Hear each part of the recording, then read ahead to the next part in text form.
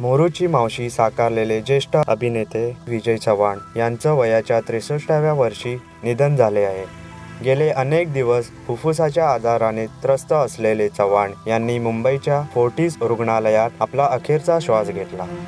त्यांची अंत्ययात्रा दुपारी 12 वाजल्यापासून त्यांच्या राहत्या घरून निघेल। रंगभूमी, चित्रपट आणि मालिका अशा तिन्ही माध्यमातून त्यांनी आपल्या अभिनयाची छाप रसिक मनावर पाडली। मुंबईतील लालबागमध्ये जन्मलेले चव्हाण यांनी रुपारेल कॉलेजमधून BA ची पदवी घेतली।